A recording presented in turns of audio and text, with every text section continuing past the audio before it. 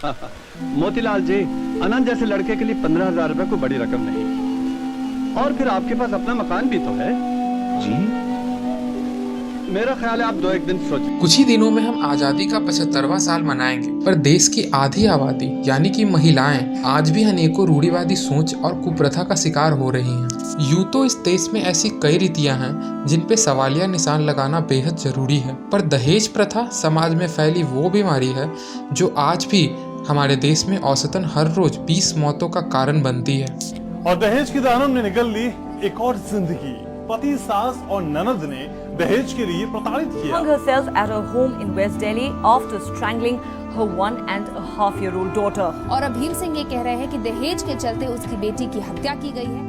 हाल ही में देश के सबसे शिक्षित राज्य केरला में विस्मया नामक लड़की ने अपने ससुराल में आत्महत्या कर ली। कारण बस इतना ही था कि उसके पति किरण कुमार और उसके ससुराल वालों को दहेज में मिली गाड़ी पसंद नहीं थी, जिसके कारण उन्होंने विस्मया को शारीरिक और मानसिक रूप से प्रताड़ित किया, जो उसके आत्महत्या का कारण बना। दूसरा हादसा भी केरल के तिरुवनंतपुरम में हुआ, जहां 24 साल की अर्चना को उसके पति ने शादी के 1 साल बाद और ज्यादा दहेज न मिलने के कारण डीजल छिड़क कर जला दिया। 19 साल की सुचित्रा को भी दहेज के लिए इस कदर प्रताड़ित किया गया कि खुद की जिंदगी खत्म करने के अलावा उसके पास और कोई रास्ता न रहा। पिछले 5 सालों में केरला में 66 लड़कियों की मौत दहेज के कारण हुई और 15,000 से भी ऊपर ऐसे केसेस दर्ज हुए जिसमें पति या परिवार द्वारा महिलाओं के ऊपर प्रताड़ना हुई। केरला जैसा राज्य जहां पर शिक्षित लोगों की संख्या सबसे अधिक पाई जाती है, वहां इस तरह की घटनाएं और वो भी इतनी बड़ी संख्या में हमारे लिए चिंताजनक है।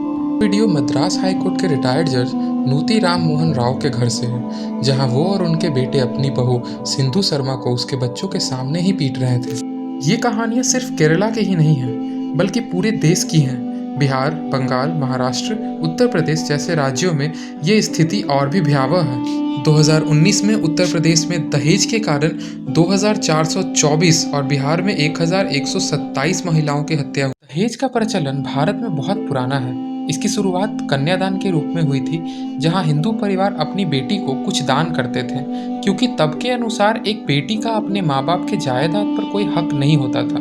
इसलिए इसकी भरपाई करने के लिए ये चीजें शुरू हुई।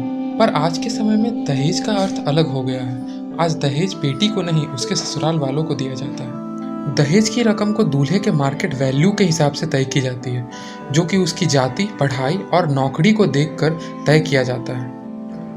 ये एक बेहद ही हैरानी और शर्मसार बात है कि भारत में आज भी इस तरह की प्रथा का प्रचलन जारी है, जहां लड़कों की कीमत तय की जाती है और लड़कियों के परिवार से लड़की को सुरक्षित रखने के एवज में दहेज या दान के नाम पर धन की मांग की जाती है। ये प्रथा समय के साथ बढ़ती ही गई है, इसके बावजूद कि हमारे इतिहास में राजा राम मोहन रॉय जैसे समाज सुधारक हुए जिन्होंने दहेज प्रथा को अपने समय में पूरी तरह से बंद कर दिया था। भारत में सन 1961 में डाउरी प्रोविजन एक्ट यानी कि दहेज निरोधक अधिनियम कानून लागू हुआ, जिसका एकमात्र उद्देश्य दहेज के लेन देन को रोकना था।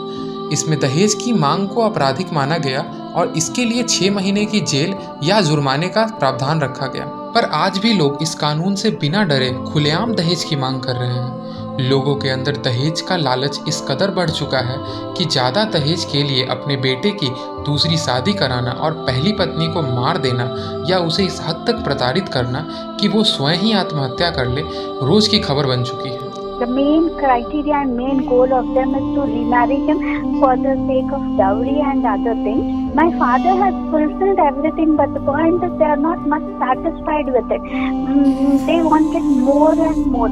इन सभी के खिलाफ कई तरह के सख्त कानून हैं, पर एक साधारण आदमी के लिए आज कानून का सहारा लेना कितना मुश्किल है, इसकी चर्चा तो हम अपने अगले वीडियो में करेंगे। बिना पैसे दिए आज कोई प्राथमिकी यानी कि FIR भी दर्ज नहीं करा पाता, और अगर FIR हो भी जाती है तो उस पर कार्रवाई होने तक आदमी खुद ही हार जाता है।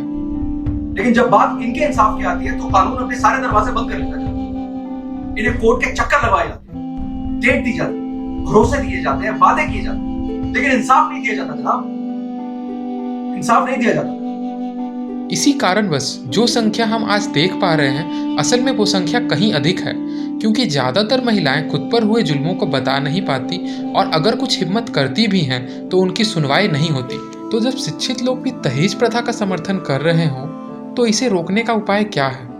उपाय सिर्फ कानून नहीं हो सकता। हमें लोगों की सोच बदलनी होगी। अच्छी बहू तो वो होती है जो डोली में ससुराल जाए और अर्थी में वापस लौटती है। और आज के जनरेशन के लड़के और लड़कियों को ये संकल्प लेना होगा कि वो इस तरह की कुरीतियों को नहीं अपनाएंगे। इस समाज में जहाँ लड़कों को लड़कियों से ऊपर माना जाता है, वहाँ और समानता लाने की आवश्यकता है। लड़कियों को सिर्फ शिक्षित करने से ये नहीं हो सकता। हमें उन्हें किसी भी तरह की प्रताड़ना के खिलाफ आवाज़ उठाने के लिए सीख देनी होगी, ताकि वो समय रहते खुद पर हो रहे जुल्मों पर सवाल उठा पाएं।